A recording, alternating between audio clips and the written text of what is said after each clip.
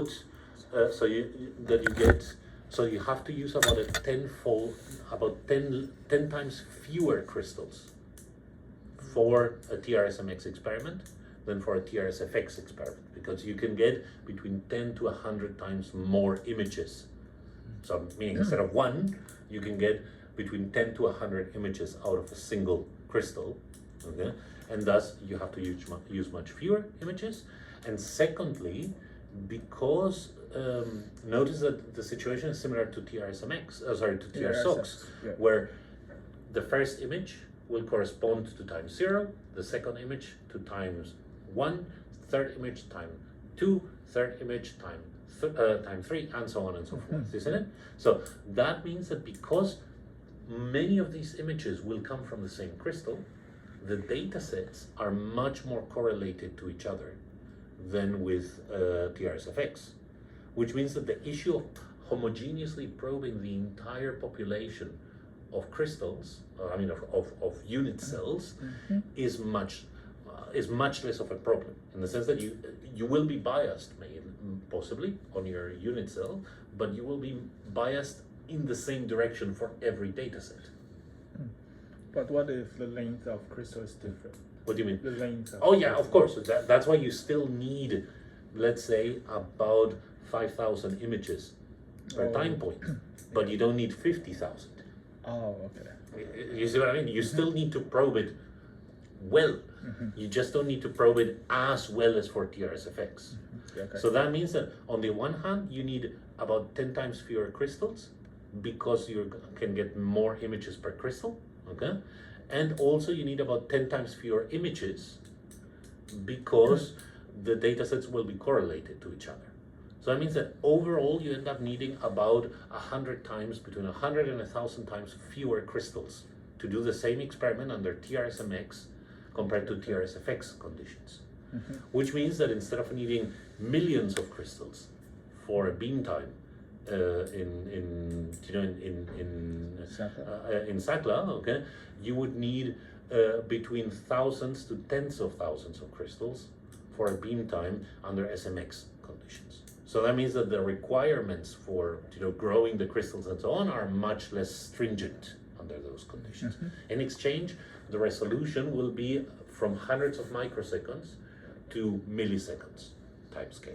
Okay, but I think that's still worth a try, especially because, as you know, the deprotection reaction has a tau in the hundreds of microseconds, which means that even if we would go at a lower resolution, at a lower time scale, the only thing we would see would be the deprotection reaction, which may also be interesting in the future. I mean, like that's chemistry as well, and so we might be interested in looking at that as well. But I think for the biological meaning of this enzyme, really the below the hundreds of microseconds, we're not going to get any extra information. So the only information we're going to be able to get biologically is above. So once the deprotection has occurred, isn't it? Yeah. And so that means that we need to look into again, hundreds of microseconds to milliseconds. That's where I expect to see something interesting happening. Okay, so now, how do we get that kind of information? Well, the idea here is that what you have is you have an injector up here, which is loaded, okay? And here you have some kind of matrix, so it's either a grease or what's it called, or some kind of gel, okay, in which your crystals are embedded, like this, okay? And so this injector extrudes a filament, like this, of defined diameter. Generally, we want it to be about 75 micrometers, okay, in which the crystals are slowly extruded down through the through the filament and exposed first to the pump laser and then to the X-ray. Okay, so now what happens is that the pump laser, the diameter of the pump laser, the focal spot, is quite large. Let's say, for example, this much. Okay, and its repetition rate is relatively low. So, for example, let's say 1 hertz. Meanwhile, the repetition rate of the X-ray is much higher. For example, 1 kilohertz. Yeah? So that means that you can get one X-ray image every millisecond. Yeah? Every millisecond. However, one pump of the laser every second. Okay? So the idea is the following then, that you illuminate once, and just like with TR SOX, your first image, so image 1, will correspond to 0. Image 2 will correspond to 1 millisecond. Image 3 will correspond to 2 milliseconds, and so on and so forth. Isn't it? So this is kind of a hybrid setup between TR-SFX and TR SOX. Okay? And so here the point is we need crystals that are much smaller.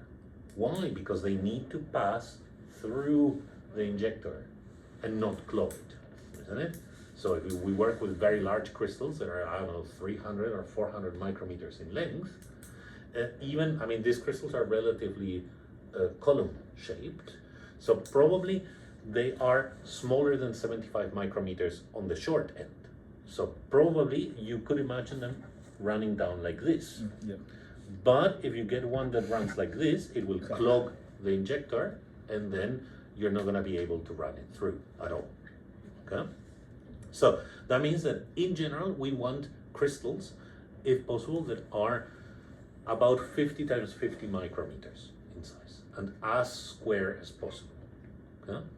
So that means that one of the things that you're going to have to do is optimize the crystallization conditions, so to targeting this setup, okay, to be able to get the kind of crystal size that would be useful for this. Now, crystal size is not absolutely essential, because actually, maybe you can tell me later about that, but we have systems now that allow us to actually break apart the crystals, make them smaller, okay, and basically just say, okay, we want crystals in 50 micrometers. Well, we take the big crystals and we cut them down into pieces until they're about 50 micrometers, and then we can shoot them through. The big issue is how many crystals do we get per milliliter of assay that we prepare. Tomoki can tell you that preparing these crystals is difficult. Protein production is what? How many milligrams per liter of culture are you getting?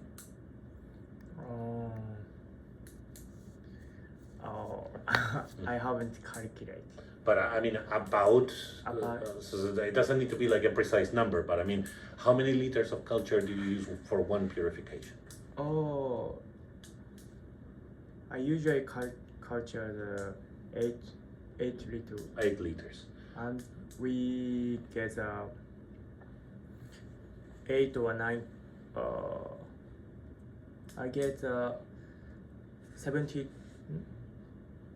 No. 50 gram. 50 gram. Of cells. Yeah. Yeah. And we usually prefer the 16 gram of one cells time. For one purification. Yeah. So, and how many milligrams do you get about from that?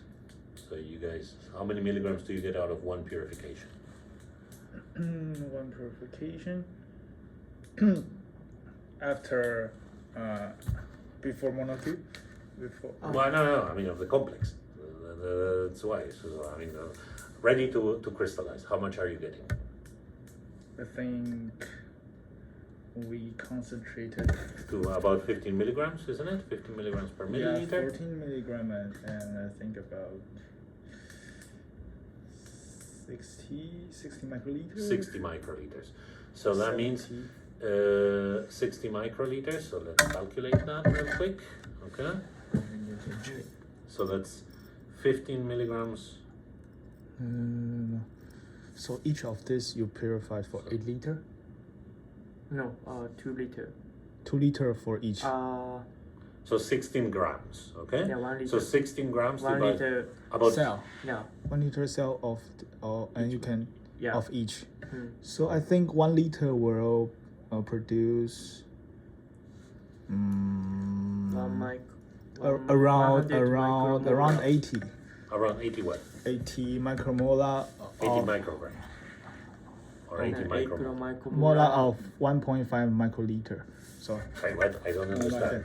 so he said that this is, I think, this is 10 times of purification for 1 liter. Yeah. Yeah, so that's 10 times purified for 1 liter. So And how I many think- I think milliliters average- is that? I think average will be like something around 90 Okay. micromolar or 100. 90 micromolar in. 100. So, Yeah. and what's the molecular weight? 37 kilodalton, isn't it? Yes, yes.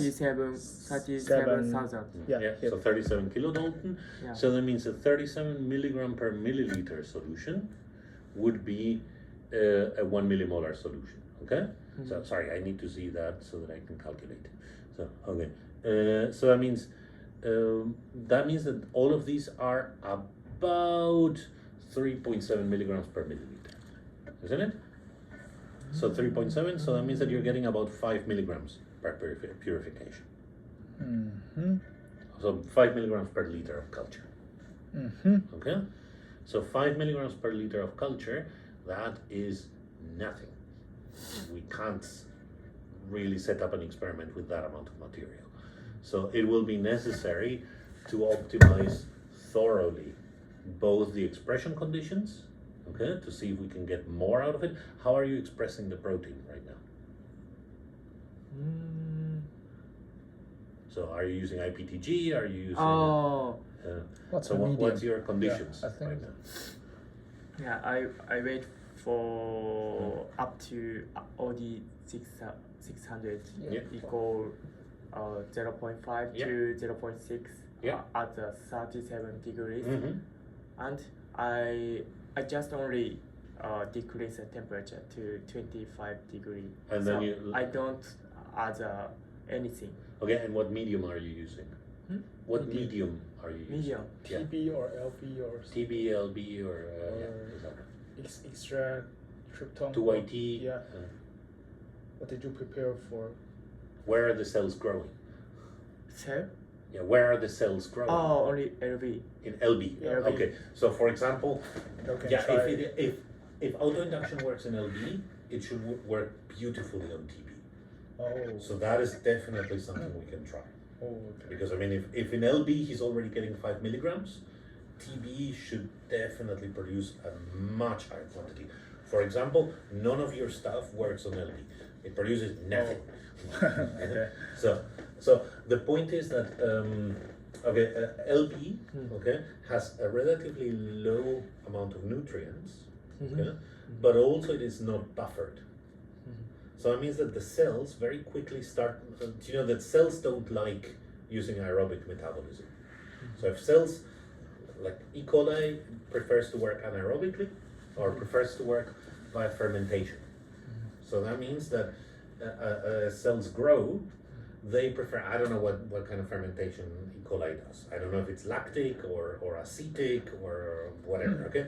But basically every single fermentation that bacteria do, okay, is generally produces carboxylic acids as the end result of the fermentation. So what that means is that as the reaction takes place, or as the cells grow, the entire medium becomes more and more acidic. So at some point, the limiting factor is that if the medium becomes too acidic, bacteria stop being able to grow. So that means that the cell density in your bacteria, in your cell culture, becomes limited by the amount of acids that your bacteria are producing. So TB has much higher nutrients, it's about twice as concentrated as LB, but also it contains a phosphate buffer. So that means as the bacteria start producing acids, okay, then the buffer buffers the acids, and so the overall pH of the medium stays constant. And so what happens is that instead of having an OD, probably you will end up with an OD of 3 or 4, isn't it? On your final bacterial culture, okay? In LB, in TB you can reach ODs of like 30 or 40, about 10 times higher than in LB. So that means that if each bacterium produces the same amount of protein, for 1 liter of TB, you will get 30 or 40 milligrams of protein, because you will have about 10 times higher cell density. You see? So if they behave exactly the same in LB and in TB, because you get so many more cells, the protein production of the culture will be much higher, simply because the mass of proteins will be much higher. The mass of cells will be much higher. So and that could dramatically improve the expression conditions. Now, you can try it or you can try it. I could talk with Juppe if you prefer about how we divide that kind of work, okay? But so point number 1 is we really need a lot more protein, okay, to be able to produce tens of thousands of crystals. Okay? Secondly, I know that your what's it called, your reaction with the DNA can be, sometimes it produces more, sometimes it produces less, isn't it? So I think that's another thing that needs to be optimized. So we need to be able to predict how much complex we're going to get out of a single reaction. So that means that we need to know if the yield is going. I mean, if the yield is 10%, let's say, even if the yield is very low, we can still work on it. Okay, it just means that we need to optimize the protein expression more. So if that's the maximum yield you can get on the reaction, we can yield it. So we can work on the what's called on the protein expression more, so that we get more protein. Okay. For example, another question that I would have is if this is the amount of protein, if you only get a 10% yield, my next question is, can you use the protein several times? Oh yeah. Do you know what I mean? Can you, like, if you run the reaction, okay, and then you purify the complex, then of course you also purify the non-reactive protein. Can you re-purify the protein and put it in contact with more DNA again and get another 10% out of that? You see, so that we don't need to throw away 90% of our protein. That would be a question that we could try to address. Okay? Are there any conditions that we can do to improve that reaction? To be honest, I think that is something that we here are not well equipped to optimize, and I think that that's something that you guys in Japan could really fine tune, you see, so that we get a better reaction conditions based on that. Okay? I think here we have a lot more experience on optimizing protein expression, and so that is something that really we can do here, and we can try to improve on here as soon as we can. Okay, and then both on the protein expression and protein purification to produce a really nice, really simple protocol where we can produce lots of protein, so that then you guys can get a very good reaction conditions. Because I think that, for example, of course, if you only produce 3 or 4 milligrams of protein, if it takes you a week to get enough protein to actually run the reaction once, isn't it? Then how much can you screen? Isn't it? How much can you test your reaction? Not too much, isn't it? So if we are able to tell you, look, you express your protein once, and then you can do chemistry, like you can optimize the reaction chemistry for the next 2 months, then the situation becomes very different, isn't it? Now all of a sudden you can try to optimize a lot better, isn't it, than you have up until now. So I think the key point is to start, I mean, the way we can help is to start by improving the what's called the production, so the protein production pipeline, in order to give you a better starting point to optimize on the DNA reaction. Okay? So that's another part of it. Okay? Then finally, once you guys have good reaction conditions, very reproducible reaction conditions, then at that point you could go back, so you could take over again and optimize the crystallization conditions to get very nice crystallization conditions that produce either very large quantities of crystals or produce a lot of large crystals that we can crush into crystals that we can, into small crystals that we can use, isn't it? Mm-hmm. So, therefore, I see here two branches, depending on the technique that we want to use. One that we can do in a very short period of time, I think, is the TR-SOX branch. I think right now, with the amount of crystals that you're producing and the size of the crystals that you're producing in your conditions, I think it shouldn't be too difficult to produce, say, about 1,000 crystals, 1,000 large crystals that we could use for TR-SOX. I'm saying 1,000 because, the crystals might look nice under the microscope, but then you mount them and you realize that they only diffract to 6 angstrom. And then you have to throw that one away and put the next one, isn't it? I mean, you've done that quite a lot, and you know what I mean. Like, one thing is that the crystal looks nice, and another thing is that the crystal produces nice diffraction. And that step is difficult to assess without actually mounting it on the beamline and actually collecting the data. So, but I think that with the current conditions, it should be possible with relatively little effort, here, to produce enough crystals that we could use them for TR-SOX experiments. And so my suggestion to you guys is that we aim for, and I already discussed that with Junpei in this sense, that we aim for either the spring or the summer for beam time in France to do TR-SOX on this system. I think that we can see it.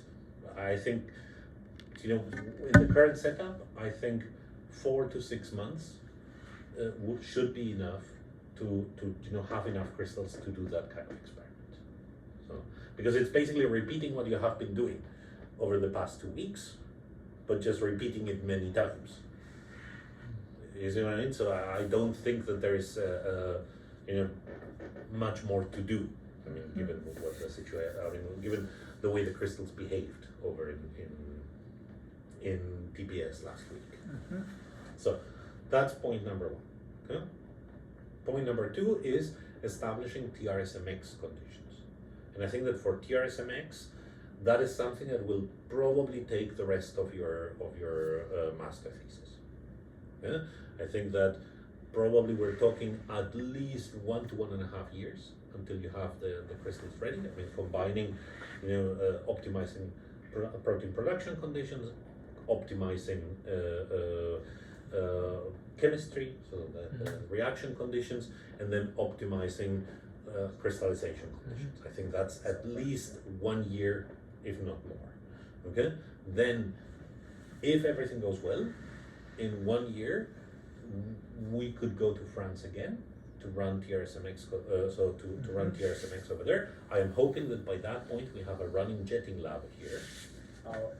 For TR-SOX? Sorry? Running So exactly, so a jetting lab here, so that we can establish very good jetting conditions for the system, and then that we can go to ID29 in ESRF to run, so asking for the SACLA injector, and then run TR-SMX experiments over there. So basically, to be able to get steady state, tens of milliseconds resolution via TR-SOX in the summer, and then getting microsecond to millisecond resolutions, or via TR-SMX in 2025. So that's where like the plan, or the plan the way I see it. So I don't know. You're leaving Junpei's lab in what? So I will graduate on February. In February. Or no, March. In March. March. Okay. Well, I don't know. If you want to go to France, you can talk to Junpei to see. What's your plan after that? Do you want to go directly to work at a company, or are you planning on doing a PhD? Or what's your plan after that? Yeah, I actually found a job at a company in Japan. So Okay, so probably when you're done, you're done. yeah. Okay. No, because I was saying today, if you would have gone on to do a PhD, an option would have been to ask your new boss if you could take a couple of weeks to go to France. Again, if you're interested. I'm not saying that you have to. I'm saying that at least for me, the idea of going to like a big, high energy facility to run this super cool, to run super cool experiments and so on. That how should I say, that's kind of the reward for so much hard work. So that's why I was thinking maybe you want to ask Junpei if it would be possible. Up to you, okay? What I'm saying is I would be happy to have you there, and I think it would be very nice. Yeah. If that's not the case, if you cannot do that, well, at least we can tell you how things work. So, but yeah, I think that would be sort of the way that I would think it. I know that there's a new student in Junpei's lab that will take over the job, isn't it? Yeah. Once you graduate. So I think that that student could take over the optimization of the conditions. Yeah. I think that gives us a sort of idea. If you graduate in March, isn't it? I think it would be nice if you could work on having, on establishing better protein production conditions by March, so that when the new student starts, he can start concentrating on what is on the strengths of your lab, which is to work on the chemistry part of the entire project, isn't it? So that also means though that we would need the plasmids. Yeah. So that's the next step. Yeah. Stop. But I know that Junpei is working, and I don't know, is there another student right now that is working on getting the C-terminal histag in there? Yes. So Okay. So as soon as those are ready, it would be nice to have them here, okay, so that we can start to work on that part of the experiment. So the point is that right now they're working with an N-terminal histag. Okay? So if I don't know, do you have you worked with PET28 before, with the PET series of vectors before? No. Okay. So the PET vectors, they have both the option of having an N-terminal histag and a C-terminal histag. Okay? The N-terminal histag has the histag at the beginning, and then a long sequence, which you can actually cut off if you want, but the cutoff is with thrombin, isn't it? Yeah, which is a terrible protease. Thrombin, most of the time, cuts there and also cuts in a few other places in your protein, and it destroys the protein. So in general, it's not a very useful cutting site, okay? But for what it is very useful is if your protein is not getting expressed very nicely, generally ribosomes tend to disengage easily at the beginning of a difficult gene to translate, but if they're already committed to translation, they will have issues disengaging. So that means that if your protein is difficult to translate, or if your gene is difficult to translate, if you have, say, 30 amino acids, so the histag plus another 20 or so amino acids, okay, that the ribosome can easily translate, and then your protein starts, what happens is that because it has already done the first 20-something amino acids, it has trouble disengaging. And so your chances of getting the full protein translated are higher. Okay? However, because now you have this unstructured piece of about 30 amino acids before your protein, that is a big piece of disordered molecule that can have an issue on crystallization. So crystallization of N-terminally histagged systems tends to be more difficult. Okay? The C-terminal histag is actually right after your protein. I think there is a GSH, so glycine, serine, histidine, okay? And then the histag starts. Okay? So that means that it's very, very short, the histag, and very close to the protein. Yeah. And as a result, you get it so that there is a very small sequence that is disordered, and so crystallization of C-terminally his-type proteins tends to be easier. But if your expression is difficult, then they may not express at all. You may start to get degradation products, as not degradation products, but truncation products, so that the either the ribosome doesn't really start to transcribe, so your expression might be much lower, or that it stops in the middle, and you may end up getting a 10 kilodalton piece, a 20 kilodalton piece, and so on and so forth. So that's why testing both sides makes sense, and they are working right now on getting those two sides. But my younger student Yes. is now trying the C-terminal Yeah, stuff. yeah, that's why. So what I mean is, as soon as you guys have the two plasmids, it would be nice if you could send them here, okay, and then you could start by expressing them in a variety of media, the two histags, and you could try to express them in LB, you could express them in TB, you could express them in what's it called, in 2YT, which is a kind of intermediate situation between LB and TB. The other thing you could do is also, for example, test different cells. So because it's a human protein, okay, human proteins in bacteria, think, for example, intramolecular glycosylation is something that happens, intracellular glycosylation. So intracellular proteins in eukaryotic cells can be glycosylated. Okay? However, intracellular proteins in bacteria are never glycosylated. Okay? Because glycosylation happens in the periplasmic space for bacteria. Okay? So what does that mean?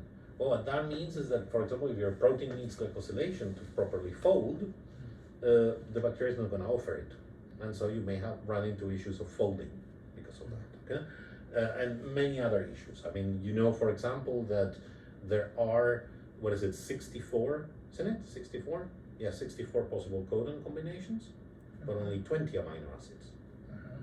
Yep. Which means that each amino acid is coded by more than one codon. And there is no reason to keep more than one codon in your genome.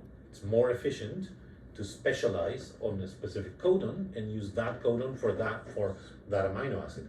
That means that if you think of the genetic code as a kind of universal language of DNA, you do have dialects. So certain species prefer certain codons, while other species prefer other codons. And there is a phylogenetic relationship there.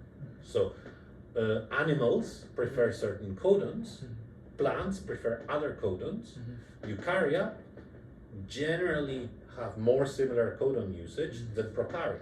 So that means that animals are over here, E. coli is at the complete opposite end of the tree of life. And so codon usage can be quite different. And as a result, you can have trouble with expression. So what can we do to solve this issue? One way is, are you using a synthetic gene, or are you using a gene copied or a gene taken over from human DNA? Do you know that? So you mean how to make a So construct the gene that you're using, gene? so the gene, the Yeah. HOGG1 gene, Gene, yeah, is it directly taken from human DNA, yeah. or is it a synthetic gene? So Don't worry, if you don't know, I can just jump back, okay? Yeah. That's part of possibly the design. So the point is that if you take a human gene, it is subject to these issues. But there is another option. You can order the synthetic gene from a company and ask them to optimize it for E. coli codon usage. And so as a result, it is the exact same gene with the exact same coding, the exact same sequence, but the codon usage, or the dialect, is not the human dialect, it is the E. coli dialect. And you can get much better expression by doing this. And nowadays, if you think about it, how much are we paying for a sequencing run? I think 1,000. Something like that. Something like that. So 1,000 for about 1 kilobase, or 1,000 NTD for 1 kilobase or so. So the point is that synthetic genes nowadays for between 30 to 50,000 NTD we can get the synthetic gene made. Mhm. So this could be, for example, a very easy way of dramatically improving the expression conditions. You see, but again, I don't know how Junpei did it. So if he didn't do that, well, we can just call the company and go, look, we want this sequence in PIP28 with E. coli codon usage. Yeah. And that may already improve the expression by a factor of 3. Do you know what I mean? Yeah. Now, another option, okay, because this can be an issue with folding and so on, is to use specialized, what's called specialized cell lines. So, for example, there is a Rosetta cell line. Okay? So the Rosetta cell line, it's a modified E. coli cell line that contains every single tRNA and highly expresses every single tRNA. So that one is capable of reading any gene that you supply. And so that's another way. The issue is that generally it's a worse strategy than a synthetic gene because, of course, synthesizing every single tRNA costs a lot of energy. So your expression level is generally going to be lower. You see? So the other option also, I mean, but for example, because the protein is very different, the cytoplasm, the E. coli cytoplasm and the human cytoplasm can be quite different. Remember that basically the E. coli cytoplasm is equivalent to the mitochondrial lumen. I mean, it's the whole point that of having a mitochondria, that you know you keep your aerobic metabolism inside a separate compartment, isn't it? E. coli doesn't have that option. Aerobic metabolism happens in the same cytoplasm where protein synthesis happens and where everything else happens. So that means that the lumen of a mitochondrion, that's what's similar to the E. coli cytoplasm. The cytoplasm so human cytoplasm is going to be almost completely anaerobic. It's going to be under very reductive conditions. So it can be very, very different. So there are cell lines, like for example the origami cell line, okay, which, as the name implies, what it does is it helps in folding. So it helps protein folding by having different things inside the cell line that helps with the folding methodology. For example, it has. Does your protein have cysteine, disulfide bridges?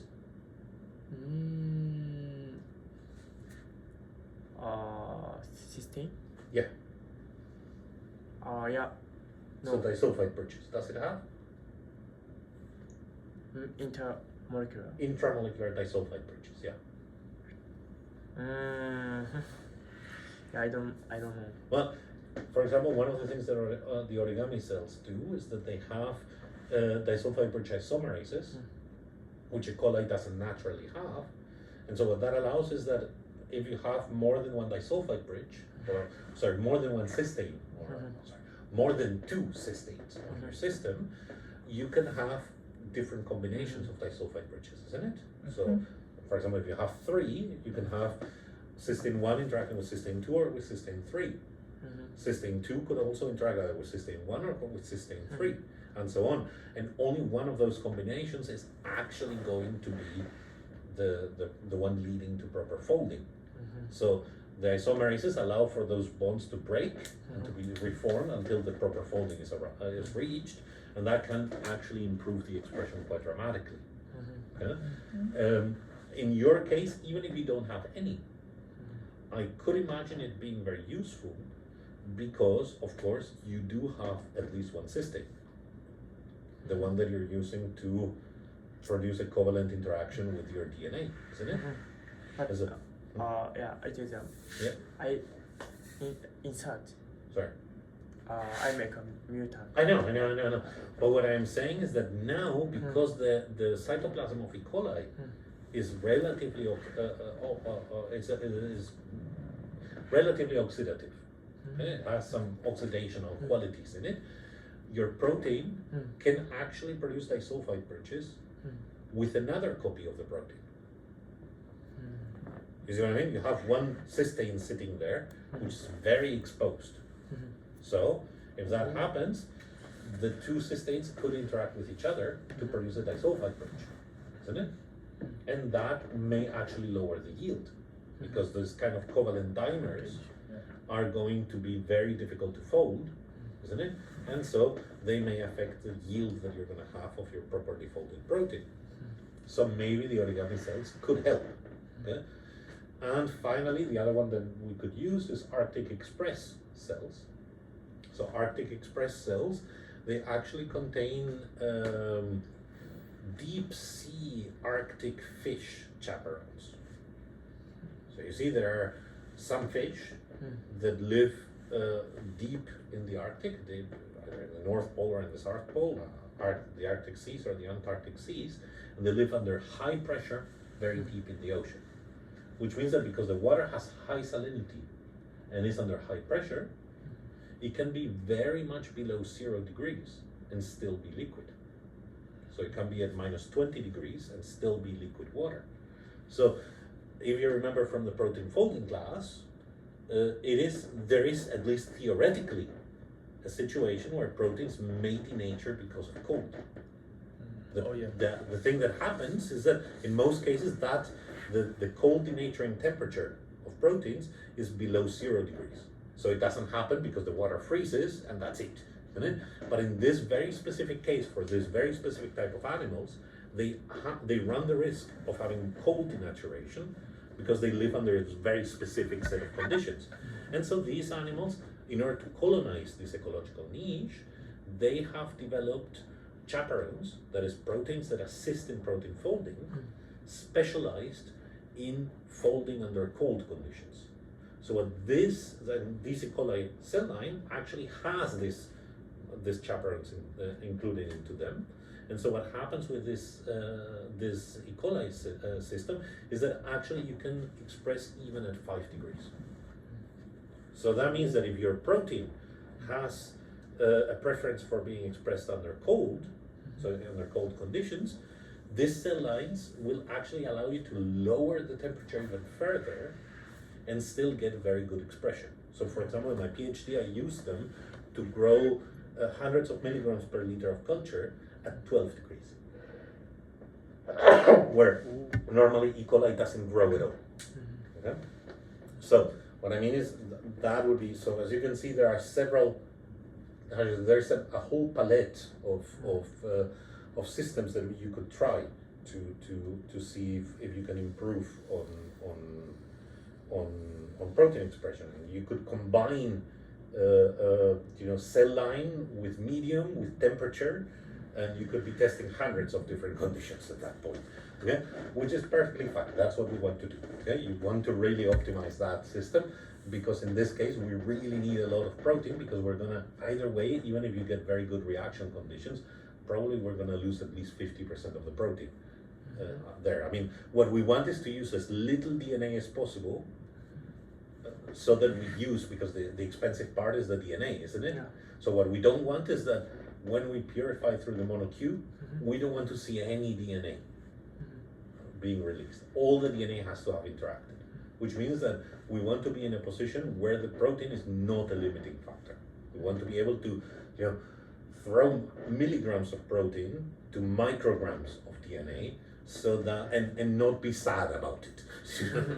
To say, basically, okay, that was, the amount of protein I sent in there, that was an afternoon's work, not a month's work.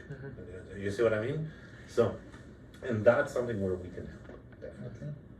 Okay, so that would be one part of the work. The other part would be with the crystals that you have right now, to continue to grow them under the current conditions, to continue to grow them, to produce the final set of conditions. I mean, to produce more crystals on it. Okay?